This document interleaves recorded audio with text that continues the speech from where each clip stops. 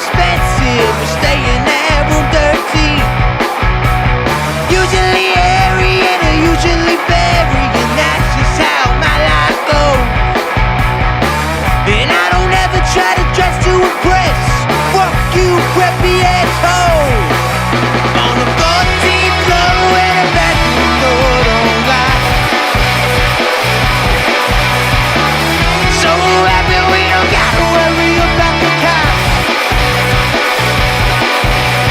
We could all get arrested for this, but when the party's mixed, I don't give a shit tonight.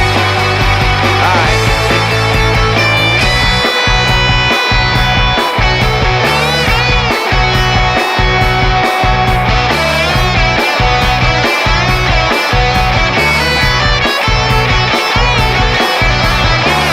Now she walks in the bedroom fast, despite all the noise from the crowd.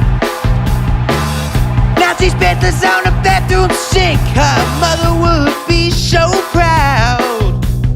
Gets on a deed and there's a line to go pee, but the bathroom looks like a war zone.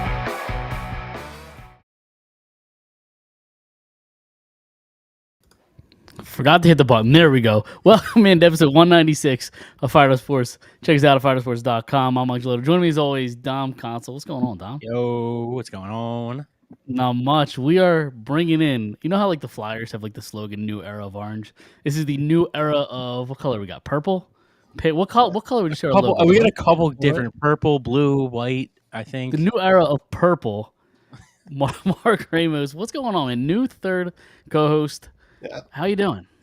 I'm doing well, man. I appreciate you guys inviting me on here and being a part of the pod. And I was hoping maybe we could do like a little like jersey thing, little press conference, a little fired up Yes. jersey. Three of us stand up there, take a photo. But no, I mean, I really appreciate you guys and inviting me, being a part of this. This is really cool. I thought I'd have to like pull your arm. I didn't have to do any convincing. You're like, yeah, I'm in. Yeah, I was in. You know? honestly, dude, you were like the first choice. Like it wasn't even when we were talking about it. It wasn't even like anybody ose. We really didn't like literally the first person, and you said yes, and you saved us a lot of time and worry because obviously we love you and we love talking to you. We've had you on the show a few times with I think three of us, and I think both of us have had you on with just one of us at some point. Yeah, probably. Yeah, I think so. So it was a no-brainer. Yeah, I appreciate that, man. And you do obviously a lot of great writing on the site and the best that site alive. I mean, Yeah, I mean that's not going anywhere. I plan to still do that plus this, and that'll be it'll be fun. And it'll help connect things. I think doing this here and then some of the stuff that I do for the site and writing and things like that. So. and it's noted that me and Dom are not big union guys, so maybe you could kind of fill us in Sure, on the union every week or every couple weeks. We could do that for sure.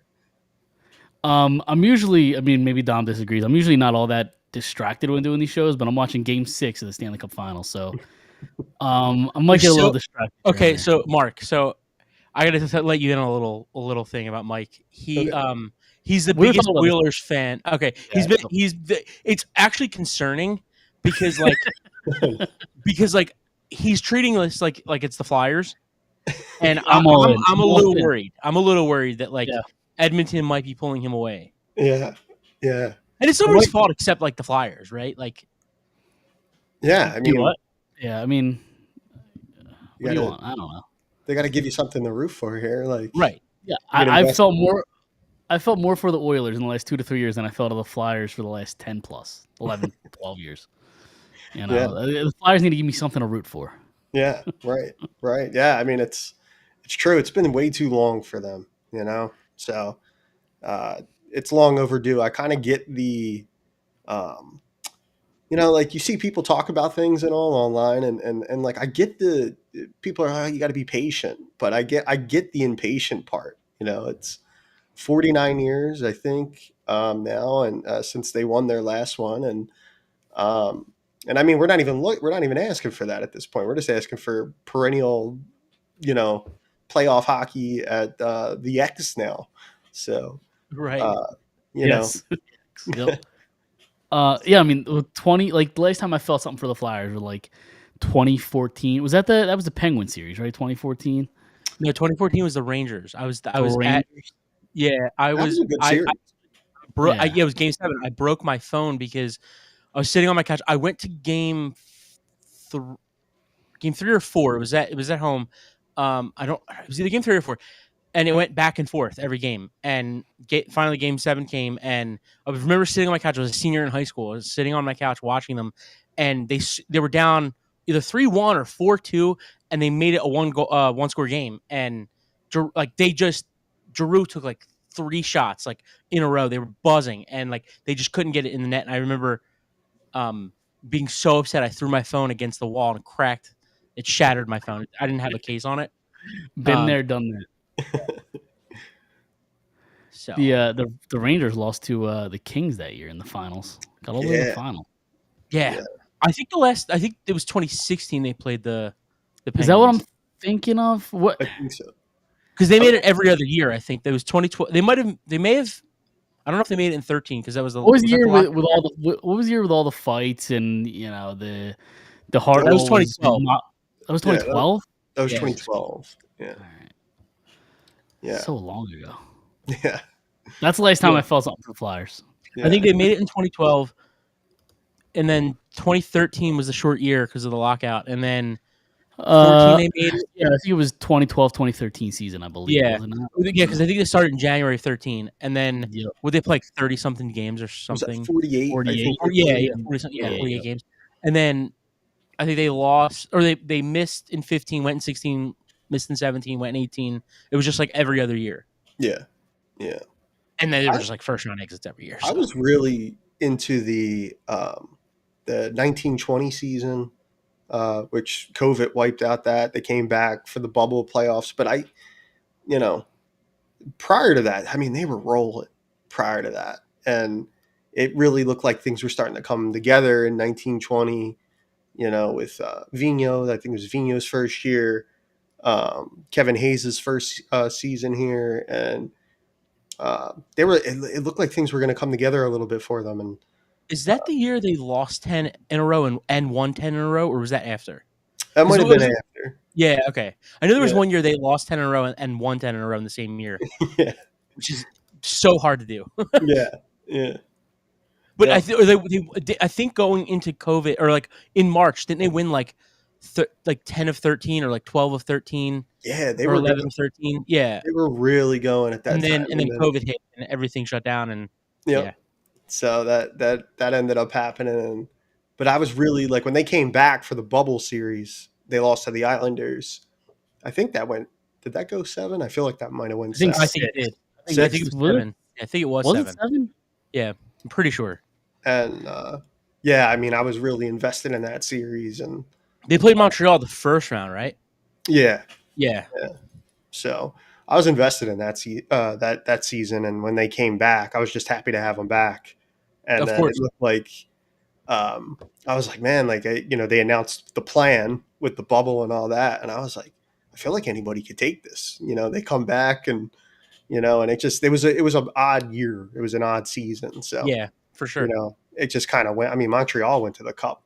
I think I'm pretty sure. Yeah, I think that was the first. Was that Corey Perry's been like 4 of the last 5 or something? That was like the first. Yeah.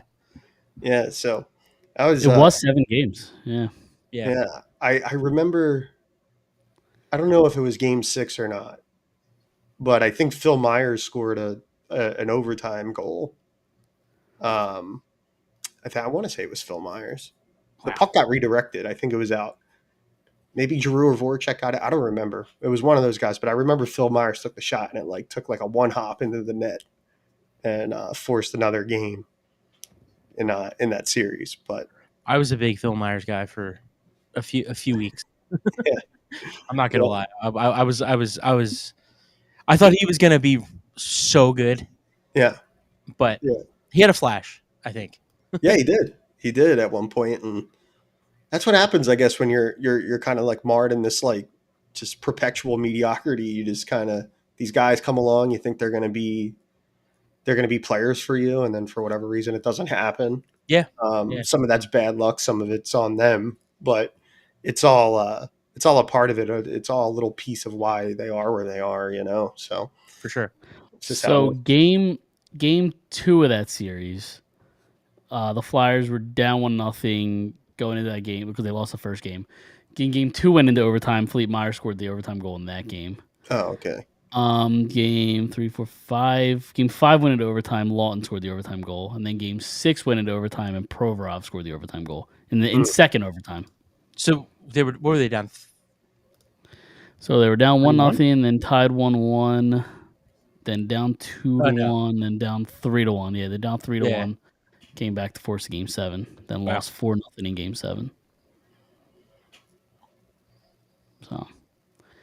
I don't know if it was that following year or the year. No, it had to be the following year because Vigneault was still the head coach. What was that? Like 4 games into the season. What's his name? Got hurt, or maybe 5 games into the season. The defenseman that they traded from Nashville. Oh, Ryan. Ryan Ellis. Yeah. So Mike and I were at a game. Like it was the 4th game of the season. We're 5 rows from the ice. Remember this, Mike? No. We were 5 rows from. Remember we went down. It was the first year they did the like not. I don't think it's like not the Hall of Fame thing, but like I know what you're talking about. Where you go like down like ice concourse. level. Yeah. With Center City Club, is that what it's called? Something like that. Yeah. It was like the first year they did that or something, and we got you. I think your mom got tickets or something, and she won them or something, and we checked that out. That was pretty cool. But we were like 5 rows from the ice, and they won like 7-4 or something, and it was coming off of that year, and it was like there was so much excitement. They looked so good, and then the next game I think they went on the road, maybe because they played Seattle's Dave Haxtell's. I remember us going to a game against Seattle. Yeah, I do remember this now. Now that you say so, it was his first game back in Philly as the head coach for Seattle, and the fly. I remember Sealer got into a fight right in front of us on the on the glass. Yeah, he beat the shit out of him. I don't know who he fought, but he beat the balls off of him. But I just remember like we were at that game and we left and we were like, wow, like this might be it. Like this might be a year where like, and I think that might be the year that they won 10 and lost 10 in the same year. Yeah. And like I probably will. Yeah. Possible. Yeah. All that I guess we can kind of jump into Flyers before we really get into anything else. Draft at this point is like a week and a half away. Next Friday, right? Next Friday. I'll be on an airplane, so I'm gonna have to buy a Wi-Fi and try to watch if my kid is not a nuisance on an airplane, and I have to. Is this your Hawaii trip? It is my Hawaii trip. I'm going Hawaii. Yes, our trip too. Yeah, so I'll be on an airplane going from Chicago to Los Angeles while the draft is taking place. So hopefully it works out. Hopefully I can buy Wi-Fi and like I'll be able to watch it. If not, I'll be texting you guys. It's a four plane ride. But I'm sure it'll be everything I just said. That's what you took out of that. Sorry, listen, I get distracted easy. I told you. So anyway, the draft is a week and a half away. Mark, where are you kind of expecting or hoping or wishing that they go here? Because I feel like 6 is such a weird spot because like the 2, 3, 4 options that you really are looking for are probably gone by then. I don't really know what to make of this draft so far. Yeah, this is tough. The good thing I think for the Flyers is that they're going to have opportunities here to draft somebody that like also who might be the quote unquote best player available, but also actually feels like that like dire down the middle of the ice need. There's going to be quite a few centers there, so I would imagine that they're gonna look at that. But also, it's tough because there's Victor Eklund, there's Porter Martone, and these guys are really really high end players, but they're wingers. So it's a tough spot to be in, and you should never draft for need, but it's you should take the best player available, but. There's so much disparity. I mean, today Briere spoke, right? Addressed the media today. One of the things that he said was, he had made mention of like the public rankings versus trusting, his scouts, the guys he's been in the trenches with here. And that kind of felt like, at least to me, that like the Flyers are kind of, they're hearing what's out there like publicly, and they're just kind of like, look, we know better here. We're gonna go with the guy that we think is the best player. I don't know if they've earned that benefit of the doubt yet. I was going to say, you go back to Luchenko. Yeah, and that's kind of off. And listen, Luchenko could be a nice player, but at the time, it seemed like a reach. Everybody looks at Zeev Bouillon, or however you say his name, but like everybody looks at him and the great season he had was he at Denver? Denver, yeah. Yeah, the great season he had there, and he looks like he's going to be a great player. And that was, hey, they didn't go off rankings; they went off their own gut, and yeah, it was a reach. I think the Luchenko pick was a reach. And, I don't know. I wasn't a huge fan of it at the time. I like the kid. I think he seems like a really hard. I can see what they liked in terms of like when you take in the full picture, but I just don't like. They need higher end player. They need like a different. We need high end players here. It's just like the rest of the lineup's pretty much filled out. They just need the top line guys. So let me ask you this. Corey Perry needs to retire. Sorry, go ahead. Obviously, well, it was going to be a save even if he got it on net. But no, that's not true. They fed him with a beautiful pass. No, it would have been saved. Go ahead. Continue what you're saying. So picking at 6, obviously it's a lot harder to pick it than picking at 1 or 2. Not harder, but if we picked at 1 or 2, we would have a consensus like, okay, it's probably going to be this guy. So picking at 6, we don't really have that. So it's a little hard to tell. But is there somebody at 6 that you've been seeing, on Twitter, online, in the articles, that you're like, I don't know if I really like that at 6. If that guy is possibly there.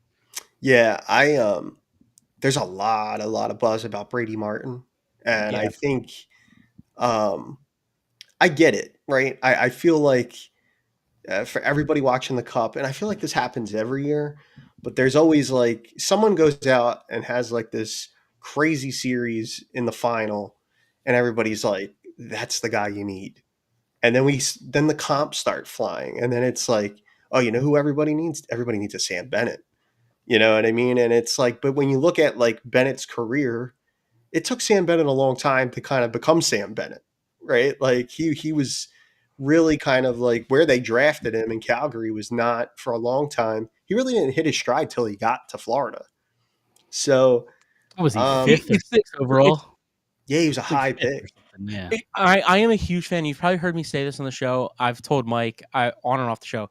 My favorite things are like the guys that commit to the role, right? Like especially in basketball. Like basketball, you see it the most. Like those guys that have been starters their whole career, and then they realize, okay, if I want to win a championship, I have to come off the bench and play, bench minutes and play hard on both ends, and that's how we get to win. Like Denver did that a few years ago when they won the NBA Finals. Mm-hmm. I kind of feel like Sam Bennett is in that position now, where like, I know I'm not going to be the number 1 guy or number 2 guy or number 3, but like, if I just commit to my role and be the guy that I'm supposed to be, we're going to win a title. Like, and those are my favorite guys. Yeah, no, which is it's really weird because he's like a 50-point guy in the regular season, but as soon as the playoff comes, he just turns it up a whole nother level. Those are some of my favorite guys though. Like, just the guys that turn on when it matters the most. Now I wonder if he ends up going back to Florida. Like it's an obvious fit. He's been there. He's obviously producing there. It just free agency rolls around and it's like someone's going to pay him based on those things, and it's like then it begs the question. Someone makes this really questionable decision on July 1st, and this makes this long-term commitment, and it's like, well, we got this guy because he's a playoff performer, and it's like, your team might not even be in a position to make the playoffs for him to even be that effective. And it's or just even be the right fit. Like if like, let's say Toronto is like, hey, we want to bring a guy like Sam Bennett in who is a playoff team. Mm-hmm. It might not even work for them either. Like he just fits so well with Florida. Yeah, he does. With the way they play so tough. Yeah. They're the best forechecking team, I think, in the whole league. Now They're so strong on the puck. Yeah, they come at you like soft as shit on their skates though. I have my Oiler blinders on. I listen. It's fair. All right, I have my Oilers blinders on. So every time Edmonton puts any sort of pressure on them, they just fall and they get the call like 90% of the time. So to lift up the curtains a little bit, even a little more, T-Mark. Mike and I are in a group chat with his father, one of our uncles, one of our cousins, and it's us too. And we talk about the Phillies like every night. We'll talk about the hockey games, and you have to see the battle between Mike and his dad, because Mike's dad loves Florida and Mike hates Florida and loves Edmonton. And I don't think his dad hates Edmonton, but like he just thinks they're soft as shit. He thinks McDavid's a fraud. And so one thing I've been doing, so I don't know how you feel about LeBron. Don't even start. Don't even do this. Mike and I don't hate LeBron the guy. I hate the player. Mm-hmm. So Mike hates both the guy and the player. Not a big fan, correct? Yeah. So I sent a text in that the other day, and I said, I think it was, what game is this? 5 or 6? What's this, 6? Tonight's 6, yeah. So during game 5, I think it was, I texted and I said, wow, McDavid's kind of just like early LeBron. Like, he's getting this team to the finals. I was just kind of making all these comparisons. And I called him Conbron McJames. No, yeah. That's what it was. I don't remember. Conbron McJames, yeah. And I've just, and it's gotten Mike so upset. He had to stop. I almost left the group chat. Yeah. So we're there. Yeah. No, I get it. I mean, as like, what's it gonna? I mean, I know Mike probably, right? Like, what's it gonna do to his legacy? No, just gonna hurt it. Or 0-2 in the cup. Like it's a tough position. You know who else is under 500 in his career in the finals? LeBron James. Oh, LeBron, yeah. I found that you did call him Conbron McJames. Yeah, Conbron McJames. Yeah. I forget how I was comparing it. It didn't really make too much sense, but it was just pissing Mike off. And I told him, I said, I'm not even rooting against Edmonton. I love when great players win. Yeah. I kind of wanted to see McDavid win. I know. So before you called him that, you said you hate LeBron, but you're watching him tonight. That's what you. That's what I said. I said, yeah, you hate LeBron, but you're watching him tonight. Yeah. Yeah, that's what you said first. And then you said, why are Taylor Swift and Travis Kelce there? And that's the other thing. Get them off my screen. Wait, what? I said so. I compared. I said, wow. I said something like, wow, Swift is at a game and so is LeBron at a hockey game. No, you didn't say that. I don't think it was something along those lines. You did say. So I told you to change your tone. I said you'll change your tone real quick when he's in Orange and Black in 2 seasons. You said so he's running away from a place he can't win a ring in. Sounds familiar. Oh yeah. And then I said something about Swift and LeBron being. I haven't gotten to that point. I gotta find it. That was my favorite one of the night. I don't know, but then I said that I called the Beatles overrated, and then I triggered both you and my father. So that didn't trigger me at all. You didn't trigger me at all. Fair enough. You thought he got me, but he didn't. So that's what I said. I said to his dad, my uncle. I said because he said, "Oh, the Beatles suck" or whatever, and I said, "Wow, now he's trying to trigger both of us." I said, "But he's not going to get me." And his dad texted back and said something like defending the Beatles. And I said, see, Mike, you got him, but not me. You said, I don't want her, get her out of my sport. That meaning Taylor Swift. I said, yeah, you already have LeBron, now Swift. That was I didn't even see that. I couldn't find that. I might have deleted that. Probably. Your dad laughed at it though. That's said, I hate you. That's what you said. I hate you. Yeah. Why was she there? I don't get it. She already infiltrated the NFL. I don't need her anywhere near my sport. Get her away. She's not going to infiltrate your sport. What's she going to date McDavid next? Honestly, that might help him, actually. He might win. No, I want no parts of that. He's too good for her. Oh, yeah. You know him personally? All right. How do we... Anyway, all that to say in the draft, I'm looking at... outside of Brady Martin. No Brady Martin. Yes. All that. Yes. I like Higgins, which is the guy that's kind of been talked about the last, year plus. But he could go anywhere from one shot with the Islanders take him at 1, could go to 7. I've seen him kind of anywhere in that range.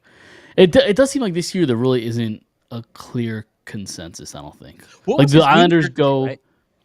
What was it? Higgins? Did he start the year hurt? No, I don't believe so. Oh, okay. He played the whole year. Yeah.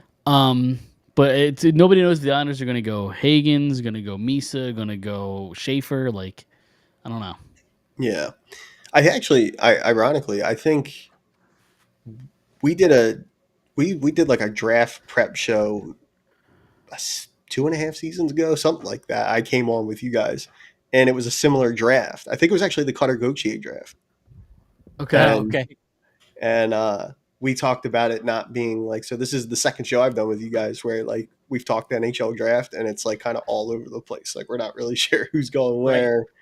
So, yeah, I mean, Hagens is he's one of those guys, right? Like you could probably talk most people into at 6. Like if he's there at 6, like you can easily talk, like that's an easily defendable pick by the Flyers. You know what I mean? I know, Dom, you had mentioned on a previous show, but you talked about Jake O'Brien. And, you know, he would also be, I think, like a pick at 6. I think you could defend that. You know what I mean? Like, in terms of like the upside and the kind of player we're talking about here. And, you know, and I could see a scenario too. I don't know if it'll be 6, but like if you're going to like, like as it pertains to like the Brady Martin stuff and things like that, I think if you're going to take like a swing at 6, like you're really going to go up there and take a hack, I would rather it be like a McQueen, like a Roger McQueen type of swing, because if that kid puts it all together, he's going to be a monster at the next level. So before, right at the first few weeks of the season, we had a show, and I told Mike, I don't know if Mike remembers this, but I told him, I said I'm going to try to follow, you know, because I don't really follow the prospects or anything like that. Sure. I told him I was going to try to follow. So every week I was looking, and you know, I did it for maybe like 4 weeks, 5 weeks, and McQueen was just like, he looked like the consensus pick. But I understand why, you know, there's concern with the injury because of the back injury, right? Like in any sport, I said that last week. Like any sport, that's really concerning. So I get why people would be like a little hesitant there, but I agree. 2-way player, big guy. You know, I'm in on McQueen personally. Yeah, but yeah.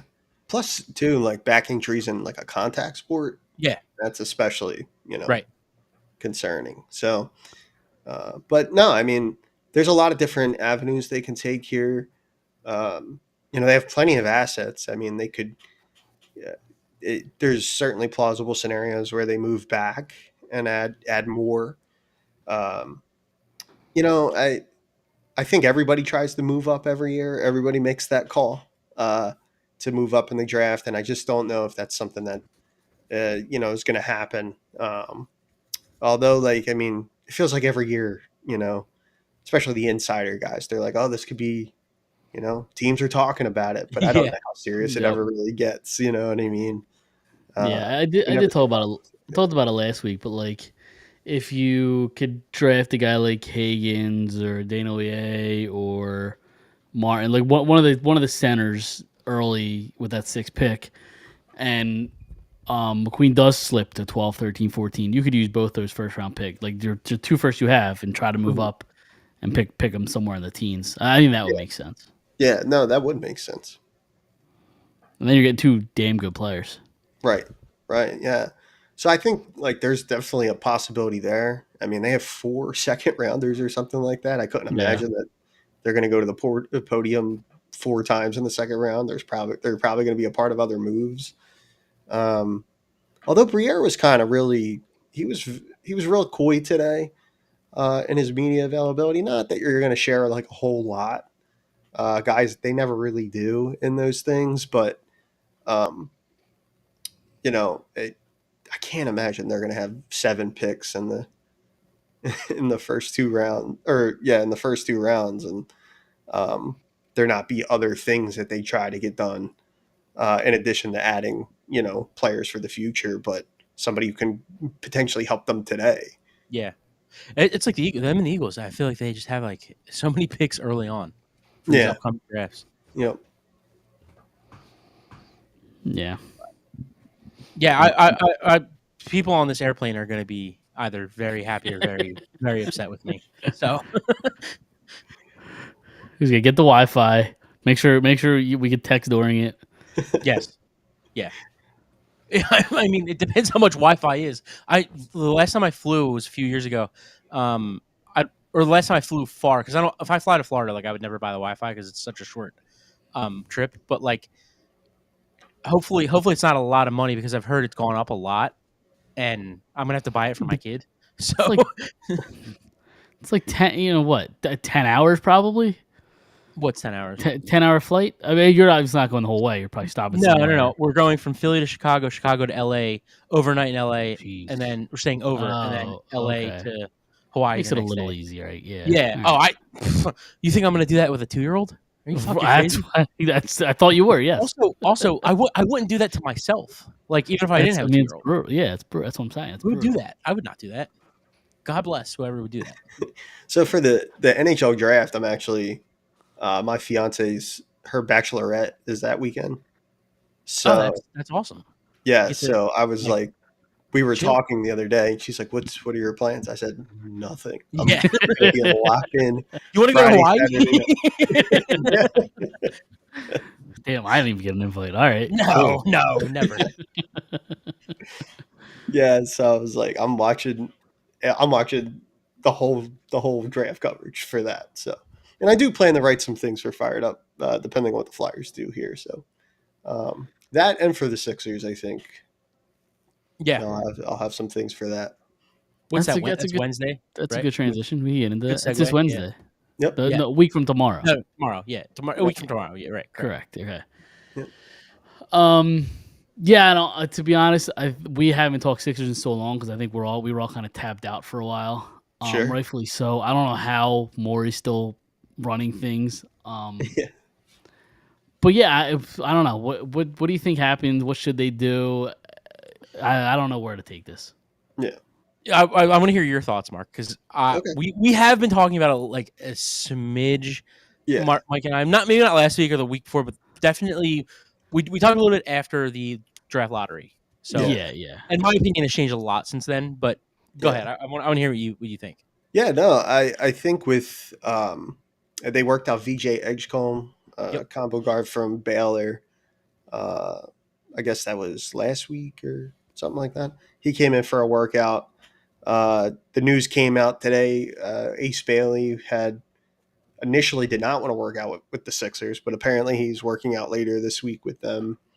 And it kind of looks like that's where like it's going to come down to those two guys for the Sixers. I don't think that decision will be made for them at like where they're picking. They're picking third. So I don't think either one of those guys are going to be. I think it's going to be Harper and Flag are going to be the guys, right? 1 and 2. So they'll have their kind of pick there. And, I think VJ Edgecombe kind of fits, like Mike mentioned, Daryl Morey. He kind of seems like a Daryl Morey type of player. Like the fact that like there's apparently like his workout was positive and the Sixers seem to like him doesn't really surprise me. But there's something about Ace Bailey and all the stuff that's around him. I think like it's really hard to see a guy be that sure of himself and not be a star, right? Like, I mean, could he be that, focused and clued in on his own game and things like that, that he's not, that he doesn't see that outside noise about him. But he really kind of seems, he certainly carries himself like he's great. Yes. So after the draft lottery, I said that Ace Bailey, I really liked Ace Bailey. Literally 2 days after we did that show, I was all in on VJ Edgecombe, like 1000%. We just hadn't like talked about it for whatever reason on the show, but just the ability to he's 6'5", dude. He gets to the rim like no other 6'5". Like honestly, we know what he reminds me of. Really, Anthony Edwards. And I'm not gonna say he's gonna be Anthony Edwards, or he's just kind of fits that mold and like can handle the ball a little bit, plays ferocious defense, can get to the rim. He doesn't shoot much. His 3-point percentage, I know people are like a little worried about. It's like 34%. I think he was from 3 this year. But I don't think people realize the game, the basketball or the college basketball game is different than the NBA. Like it's played inside, where in college, where there's not a ton of shooting from the outside, where the NBA is obviously the opposite, right? Like there's a ton of shooting from the outside. There isn't as much inside as there used to be, or was, a long time ago. I think he's a two-way player. I think he's a great rebounder for being 6'5", and I think I could be wrong, but I think there's a possibility that if he comes here, I don't think it's day one, but I think there is a path to him being a ball handler and then letting Maxey, which is my ultimate wish or want, is to have Maxey at the 2, because I think he can play the 1. I think he can run the offense. I just think he gives you the same amount of production playing the 2, because I think he can catch and shoot. I think he can create his own shot. He's just not much of a facilitator, and I don't know how much Edgecombe's going to be a facilitator in this league. But I do think he has the ability to. So I could very well see a path where Edgecombe could be the 1 and Maxey could be the 2, and it work out. I know they're a little small. That's where the Ace Bailey thing comes in. I think Bailey's going to be a nice player, but I think Edgecombe comes in day 1 and performs. Like he's ready to play day 1. I don't know if he'll start, but I think he's a little bit closer to being a finished product early on, where where I think Ace Bailey, I like it, is a little bit. I think Ace Bailey is just a little bit more of a project. Yeah. He's a better shooter, bigger body. I just think people saw that he's going to be Durant one day, and it's like Durant's one of one. What I mean? Right. Come on, man. It's interesting with Bailey because one of the things that's interesting about him, and really a lot of players like that you mentioned, was the NBA is a really fascinating place now where, right, the 1 of 1% of basketball players play in the NBA, right? Right. The absolute best. Dude, it's like that. It's like that one guy. I forget who it is. A dude that played in the early 2000s, big white guy center, said, "I'm closer to LeBron than you are to me," and that's 100% true. Yeah. And that guy was nowhere. He was a guy that played 3 years in the NBA. He was I am closer to being LeBron than you are to me, and that's 100% true. Yeah, and the basketball and NBA, the NBA, and then just basketball as a sport, I think today, one of the things about it is there are so many guys with the one and done thing now with college, and there's a lot of great athletes, but not a lot of guys, at least coming out of the draft, except the real special ones, really know yet how to play basketball. Sure. They're great athletes, but they really don't know how to play the game yet. And it's crazy because, you know what I mean?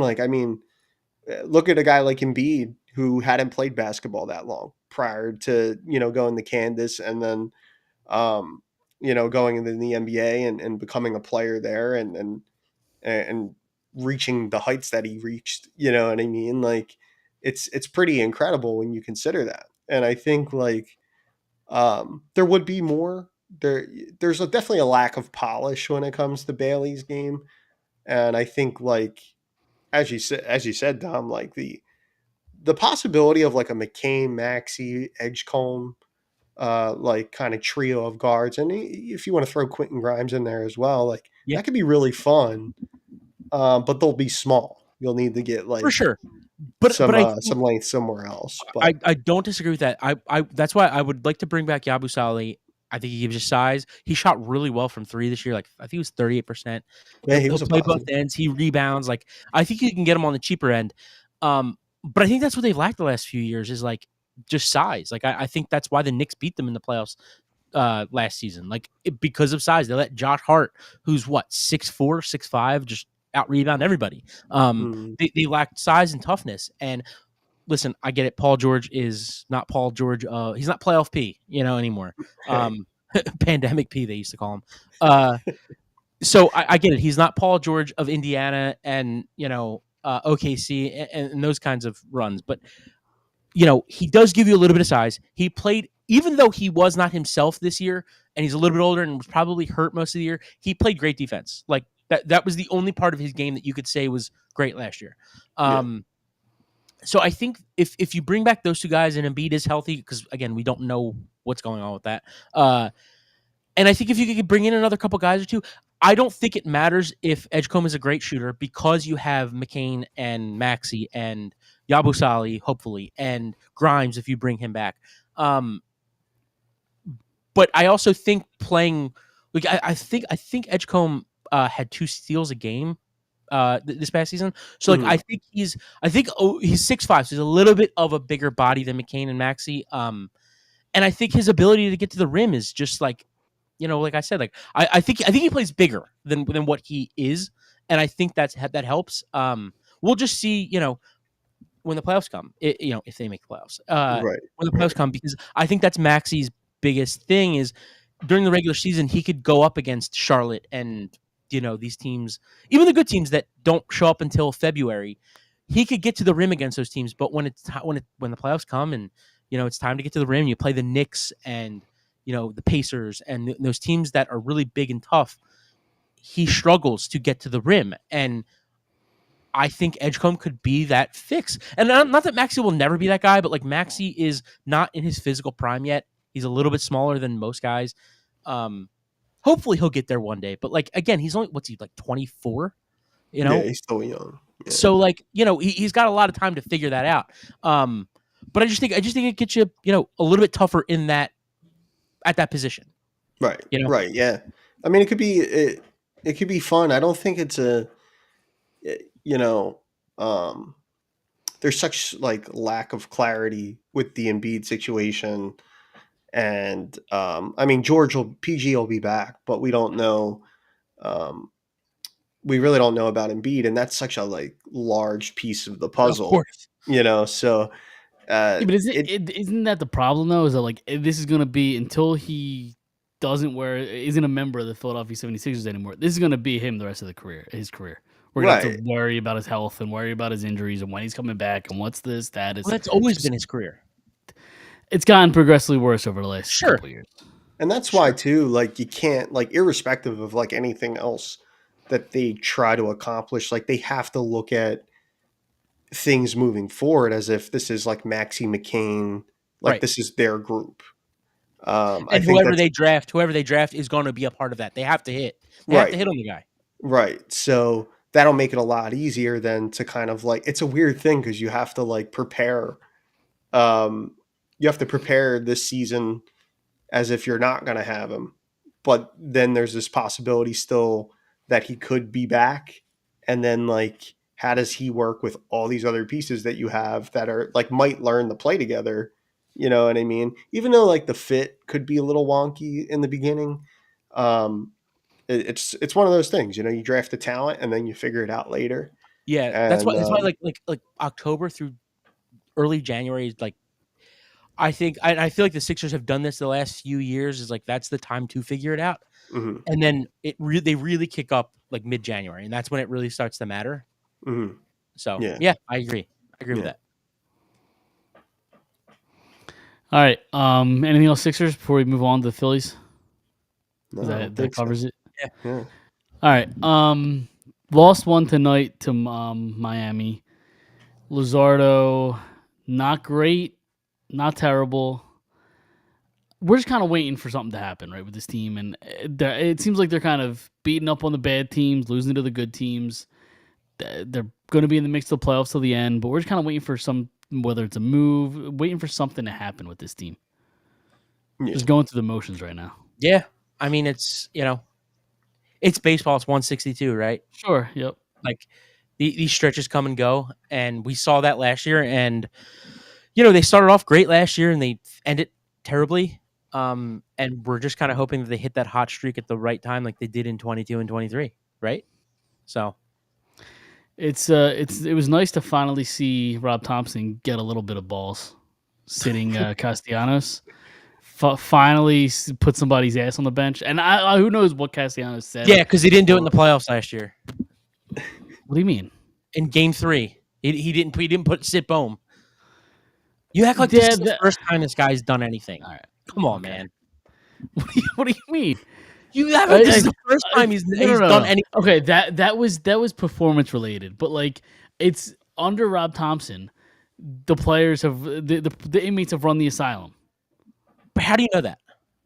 It's just a vibe.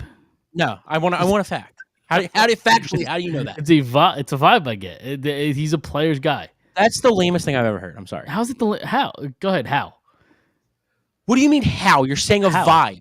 It's just a vibe. Your team's gonna lose. I'm happy. See, there you go. Oh, what the fuck? It's a vibe you get. Okay. Crushed. Fucking Oilers team stinks. Blow it up. Trade everybody. It's Rob Thompson's fault. I bet. Right? That Edmonton's gonna lose because he's Canadian. Yes. Yes. It's a vibe you get. Like that. Come on. Sorry, I'm watching the goal right now. I want facts. I didn't. The thing that pisses me. What was that, Skinner? What was that? That's a really bad goal. What the fuck was that?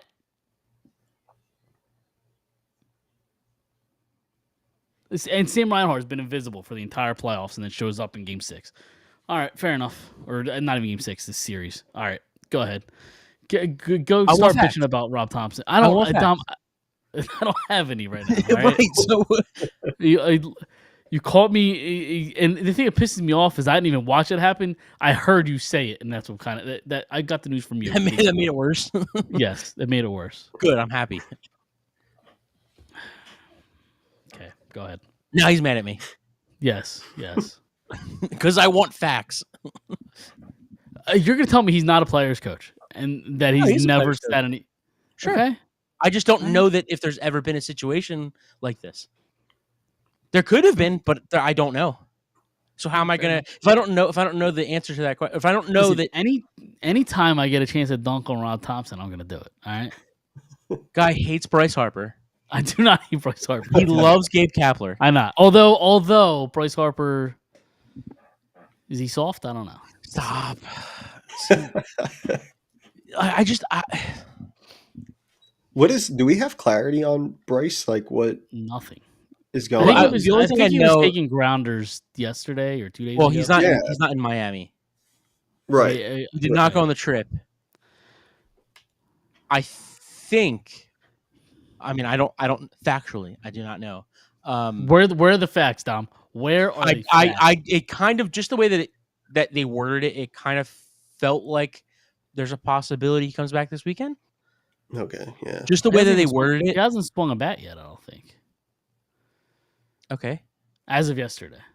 I don't know. Okay. I'm just saying, like... Still got 2 or 3 days until he can swing a bat. Yep. I'm just saying. But no clarity, though. It's, Yeah. I don't know. Yeah. Oh, I mean, look at Nola. Like, he was supposed to be out for 2 weeks, and then another 2 weeks, and then another 2 weeks, and now he's out till August. So... And when he comes back, what do you do? Abel's pitching too well. You can't send him down. I think you play it by ear at that point, or see where you're at that point. Sure, yeah. Somebody's gonna have to go to the bullpen. I mean, well, that's the thing. Like when the deadline comes and somebody calls and says, "Hey, what do you want for Ranger?" Like, what do you do at this point? I don't know. I mean, the one thing, you would think, right? Like you have to take that's this team's biggest strength, right? Is that rotation. So if you're going to start picking pieces from it, because they're going to have to, they're after at least what's out there is that they're looking for bullpen help. Yeah. So, maybe that's a part of a larger deal, like something they do with Ranger. I actually saw a mock trade.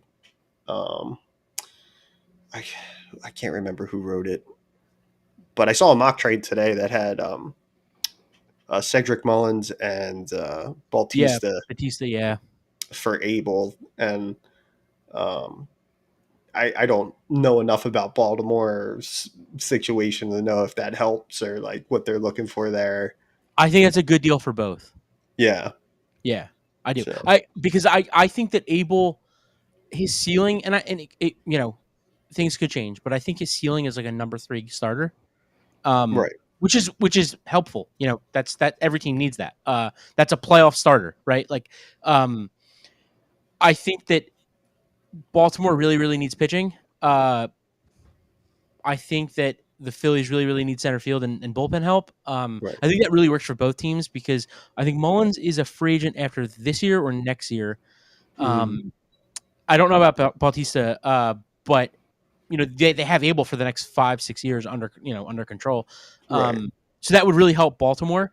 But like I don't know. I'm also whether Noah's hurt or not. I think I'm on the side of not just trading Ranger, regardless, because I think that it's all or nothing, right? Like I think it's win or bust. Like it's win the World Series or it's a failure. Right. And I think Ranger, whether it's starting or coming out of the bullpen, helps. Coming out of the bullpen helps you either way. I think that it gives you the most options. I wouldn't just trade him just to trade him unless you get a deal that's like you can't refuse. I just wouldn't trade Ranger just to trade him, regardless of Nola's situation. Right. Same thing with Abel. I have a question for both of you guys then. What do you think? Does any of that change with the like Zach Wheeler thing, knowing that he's only going to be here a couple more years? He's done after this. In terms of, go ahead. Sorry, finish your question. No.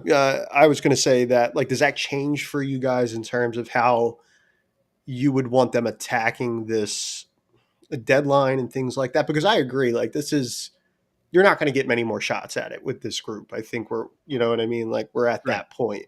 So, does that change anything knowing, like, are you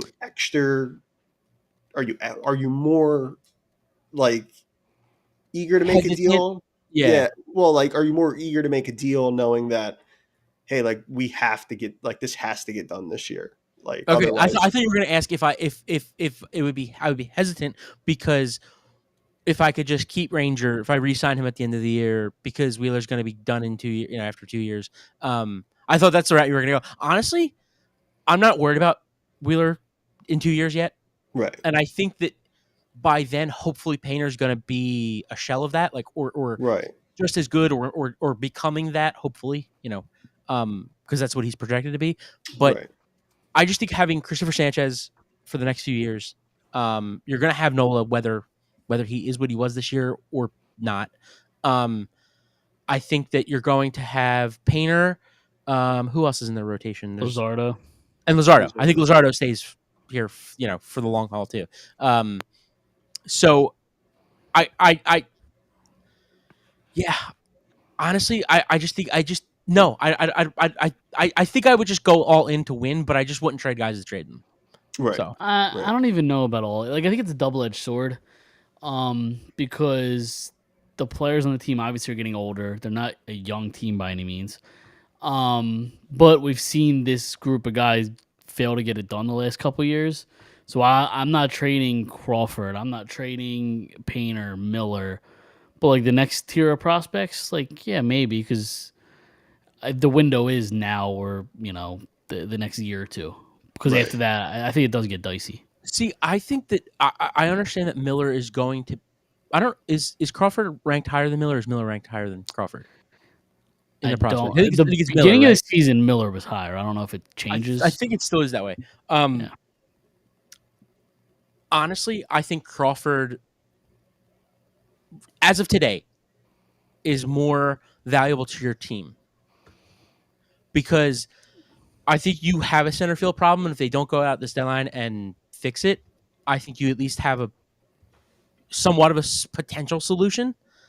Where I think Miller is going to be a couple more years, another year or two away, and you already have as of right now, a third baseman. You guys probably, Mike knows, but like I'm not the biggest bum guy in the world. I think Trey Turner is the shortstop, and I think Bryson Stott's your second baseman. I think there's a little bit of a tougher path or a little bit of a harder path for Miller to get here than it is for Crawford, and I think that's why Crawford gives you a little bit more right now. Miller might be the better player and might become the better professional. player. But I would not just trade them for I'm not trading Miller for a bullpen arm. I'm just even if it's Mason Miller, I'm just not doing that.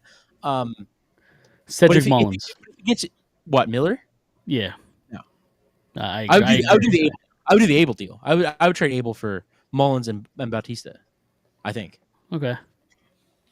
But I'm not trading Miller for Austin Hayes, like that Band-Aid for a year. Sure, yeah. If you're going to go out and you're going to get a real difference maker in center field or left field, wherever that is, I would consider Miller or Crawford. But I'm not just trading them for scrubs either. Right. That trade came from Jim Bowden from The Athletic. Yeah. That's where that was. Just wanted to make sure I did see that today. Yeah, I wanted to put that out there because that's where I did see that, and it made me wonder because it feels like something. It feels like something a team in their position right now would do, especially when you consider the needs they have, like you laid out, Dom. Like center field, bullpen help, bang, you got both of that right there. Right. And it costs you a young arm, but you have other guys with high upside or you hope in the system, and you have to it's such a tough spot because it felt like in retrospect, I don't know if you guys feel this way, but in retrospect, I look back at that World Series run, and I just feel, I'm like, man, that was probably their best shot at it. I think that series against the Stros. I actually think 23 was the year. Mm. I really think 23. Arizona. Yeah, I think that was a tough one. That I think I'm more hurt by 20. Am I going in and out for a second? But I think you're good now. Okay, so I think 23 hurt more than 22 because it's kind of like 2010 Flyers. They got there and you didn't really expect them to get there, and they got there and it hurt, but it wasn't the worst feeling in the world because Houston was the better team. Yeah, and Houston was the better team. Yeah, right. The 22 Phillies overachieved a little bit, and it sucked, but it wasn't the worst thing in the world. I think 23, the Phillies were the best team in the playoff. I mean, they were probably the best team in the NL in 22, but I think in 23 they were the best, probably the best team in the playoffs, and they were clearly the best Arizona, Four, I think. Yeah, to lose to Arizona, I was at Game 7. It was brutal. You score 4 runs in 2 home games. Ranger looked like shit in Game 7. And the Stars didn't show up. I mean, Bohm hit a homer in that game in the second inning. But the guys you pay the big bucks to, in Schwarber, Harper, Turner, those guys did not show up in that game. And it was the Brandon Marshes and the Bohms and I think there's somebody else I think had a big hit or something. But those guys were the ones that showed up for you, and you need those big time players to show up, and they just didn't. And I think 23 they could have beaten Texas. I know Texas was hot, and that was probably their outlier year because they have not been the same since then. But I think they could have beaten Texas. Yeah. So yeah. I think 22 they were close, but I think 23 is closer personally. Right. Yeah, I mean, yeah, that was a rough one. I mean, it felt like I felt that way too. I think looking back on it, if they could have got to the series, but as you said, Arizona was playing such great situational ball at that time. You know what I mean? Oh yeah, dude, they came out Game 6 and 7, and everybody told them they were going to lose, and it was fine. You lose Game 6 as the Phillies. You lose Game 6, it's whatever. Game 7 comes, and the Phillies have never been to a game. I think they've never been to a Game 7 or something in franchise history. So and they'd never lost at home. It was just they'd never lost a deciding game at home, I think. So it was just everybody's telling Arizona, you're not winning this game, and they came out and they won. They proved everybody wrong. And I remember I was at that game. I was sitting high up, and I didn't know I was going to the game until the day of. And the guy in front of us, the Phillies lose, and the guy in front of us it was a great season, blah blah blah. And I was just looking at my buddy. I was like, this is so pathetic. There's no way that they should have lost this series, let alone this game. But yeah, I don't know. I'm just hoping that they do something at this deadline to really bolster their lineup and their bullpen, because I think that's the one thing they've been missing these last few years is that big protection behind Harper. Schwarber gives it to you now, but like Stott clearly can't lead off, and like now you're kind of missing somebody in that top 4, right? Like in the lineup. So I think Turner's great leading off. I think you then potentially need to find a number 2 hitter.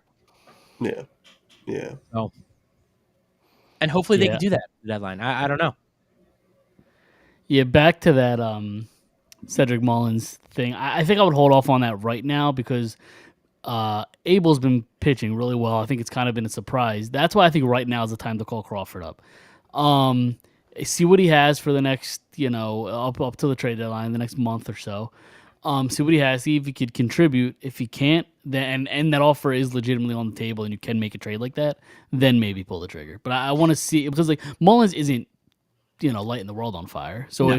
if Crawford can give you a similar production than like to a Cedric Mullins currently would, I don't see the reason to make that trade because you have the guy in your system now.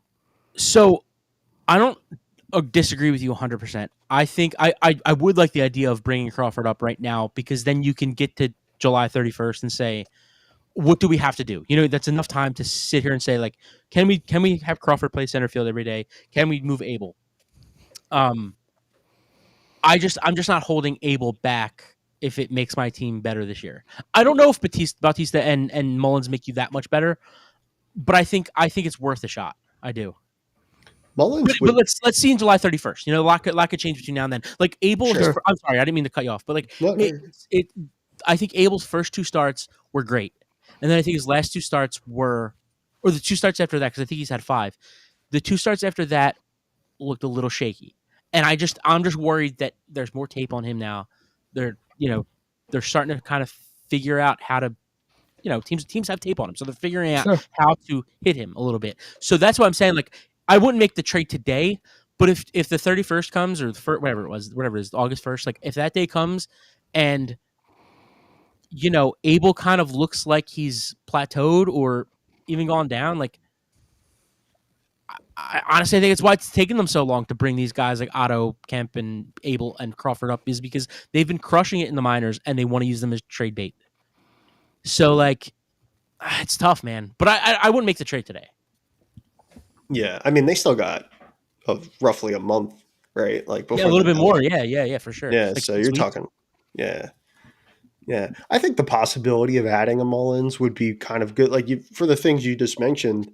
You guys mentioned like with the lineup and things like that, you probably could plug Mullins into that top of the lineup behind Trey and put him in that situation. I love the like gap to gap power that he has. 100%. And he hits from both sides of the plate. Yeah, he is. So that could be I think that would definitely be it might be one of those things too, where like maybe as an individual, he doesn't change things very much, but it kind of slots everybody else in properly. And that might make things work a little bit better. Like the 1 through 9, you're a little bit more seamless. So, but I did want to mention that trade because that trade was, I thought pretty interesting. I read that earlier today. Yeah, for sure. And Bautista is like one of the better, back end guys in the league. Right. I mean, I don't think Baltimore accepts that, but I think they would probably need a little bit more. Right.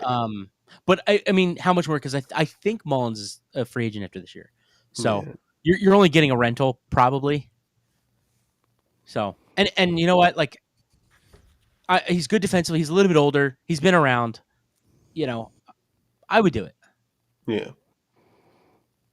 But again, like Nola's out till August, so I was like this morning. I was like, yeah, I would do that in a heartbeat. And then you find out Nola's, you find out, hey, Nola's going to be out for a while. So I don't know. Who knows who knows what kind of player he is when he gets back? Right. Hopefully it was the injury that's been like because didn't he hurt his ankle and then did I read that correctly or hear that correctly that he like coughed and hurt his rib or something? Is that? I thought I heard that. I thought that I know it was a rib injury, right? Yeah, I thought okay. Yeah. If it's from cough, dude, baseball players get the oddest injuries. Strange. I've heard some funny ones. Who was it? I read in somebody. I remember a few years ago, I don't remember how many years ago this was, but Salvador Perez tore his ACL carrying luggage down steps or something like that. I was gonna say you make fun of baseball players as you're a hockey player. You grew up playing hockey, and you have a lot of experience with steps and getting hurt. That is true. I did, yes. For anybody that doesn't know, this was like 2 or 3 years Last ago. year? Nah, it's been a couple years now, at least 2 or 3 years. I fell down my steps. Literally, and it's funny. I can't even say steps. It was like I was like a step or two away from the bottom. Fell. I broke my rib falling down the steps. So that did happen. Yes. Yes. Any chance we get the shit on Mike, we do it. Really, each other, honestly, but like, yeah. You know. Yeah. There was a good excuse. There was a baby gate or like a dog gate at the bottom of the steps. I was carrying a bunch of boxes, didn't see it. Go to step over it and missed and fell. Yeah, it was the whole thing. Before we get out of here, I wasn't there because we would have needed 2 ambulances, one for you and one for me from cracking. No, we basically did because my wife had the same reaction that you would have had. Yes. Yeah. She's like, because I scream when it happened, and I can only imagine. I was like fuck, and screamed at the top of my lungs. She came down to yell at me because it was like late at night. I think we just laid the kids down. She's like, "Can you shut up?" And then she sees me laying face down at the bottom of the steps. So then she starts cracking up. Yeah, it was the whole thing. Before we get out of here, I don't even know why I'm going to bring this up, but if I saw something online that triggered me, and people have to stop paying attention to sites like or to the station like WIP. Did you see this top 11? Yeah, I'm not. We don't have to get. I'm not engaging in that at all. First of all, people, go ahead. Why? Who makes a top 11 list? That's the question I have. That's a random number. So I think because they did it last year, I think they did 10. They're going to do it now. The next year they're going to do 12. At least that's my thought. But why are we doing this every year now? And yes. And also, I'm not engaging. I'm not. No, go ahead. Engage. You're going to. No. I mean, with the list, I'm saying I'm not engaged. I'm not making a list. So a couple people sent me their lists today, and I'm like, I had too much of a hard time doing it, and I'm like, I'm just not going to upset myself. I'm not going to get in an argument with other people about their lists or my lists or anything like that. It's not worth my mental health and my anxiety and my heart and my brain. It's just and I love Mike. You know I love lists. Like I love me a list. Yep. I'm just not going to engage in making one. That being said, it's crazy how a radio station who I listen to, you know, I don't know how. I can't do it. I can't. Do it. It's crazy how a radio station that is in one of the biggest cities in the country, or one of the biggest sports, towns in the country. It's crazy how they have to make a list just to shit on the quarterback. Like that's the whole reason they're doing it. It's to get people to either who hate Jalen Hurts, dislike Jalen Hurts, think he's overrated, or love Jalen Hurts. Like because you have the people who put him number 1, and that's going to upset the people who hate him, and then you have the people who love him that are upset about that. Somebody doesn't have him on the list or has him way too low or something like that. It's just a way to talk shit about the quarterback at a time when not much is going on, and it's bait. It's bait. Yeah, because they rely on 99% of their show to get phone calls. So a list like that is going to piss people off, and people are going to start calling, and that's their radio show for the next 3 weeks. They just did it. Right. Yeah. They've been talking about it for 2 weeks. This list, and That's why I don't listen to WIP. Unless there's a Phillies game on, I do not turn WIP on. Can't do it.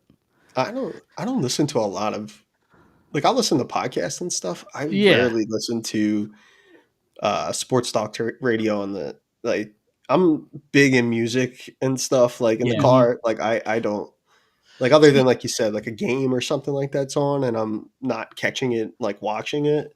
It's the only really time I spend much time, like, listening to that. The only time I ever really listen to it is when I'm have like a 5-minute car ride or something. I don't really like turn on your favorite shitty Beatles song instead.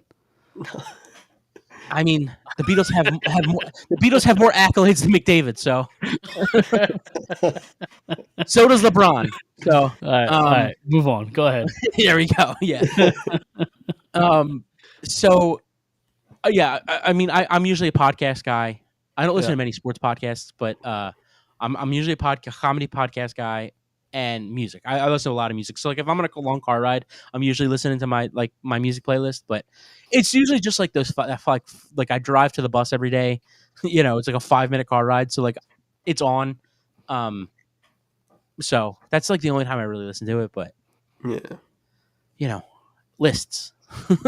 Yes, I didn't want to bring it up, but I had to. I couldn't ignore it because this list is just ridiculous. I'm not going to bring it because I don't want to. I thought about bringing it up too, and then I was like, I don't know if that's a good idea for the first show.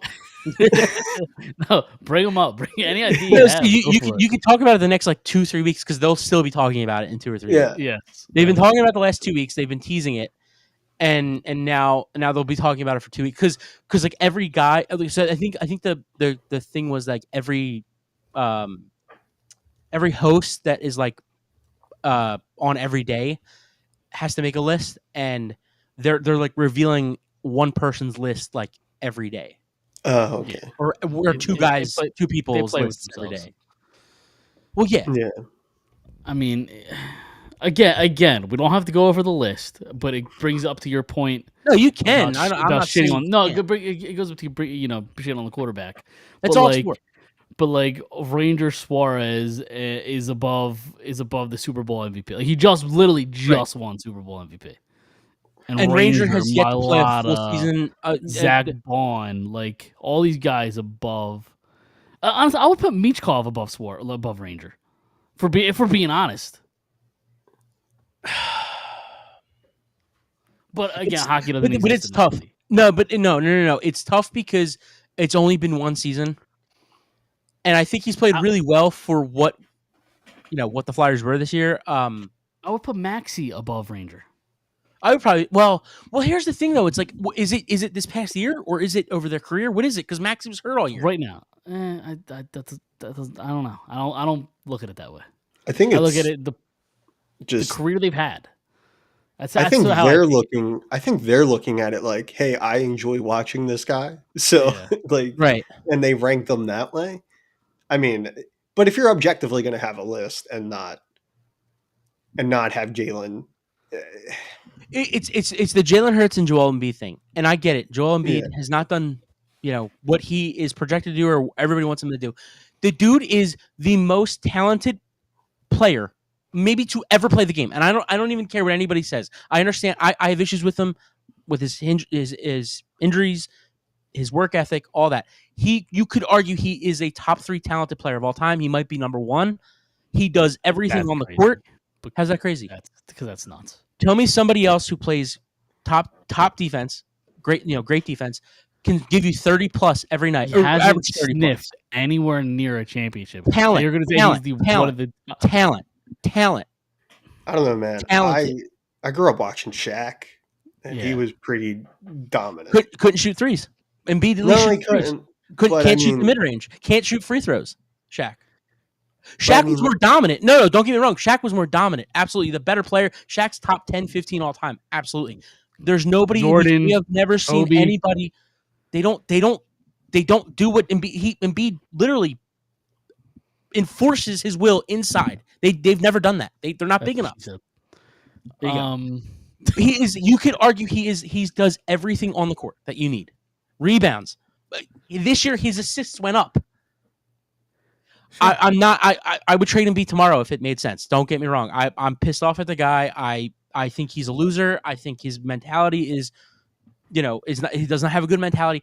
You could make an argument that he's the most talented player that has ever played, or one of the most talented players that have ever played. I'm not saying he's more dominant than anybody else. I'm not saying that he's not that he's a winner. I'm not saying anything. I'm not saying he's a top 10 player of all time. I'm just saying talent-wise. I don't understand how you don't have him on the list. I get it. The history that he's had the last few years, I get it. I understand completely. But I need to know the criteria, because if you don't have Joel, most of these people don't even have him on the list. There's no criteria because it's a bullshit made up list. Right. He should be on a list, though. Yeah, he should be on a list somewhere. Like you don't even have to put him You don't have to put him top 5. That's fine. He's got to be somewhere on the list. He's better than Ranger. Stop. Like, and also, see, Mike, you got me going. If anybody doesn't have Saquon Barkley number 1, I mean, listen, it's subjective. It's people's opinions. You're wrong. I think Saquon is 1. I think Wheeler's 2. I think Wheeler above Bryce. Yeah, I think so. Okay, I think there's an argument, but two and 3. I think Bryce is top 4, but I to me Barkley and Wheeler are 1 and 2.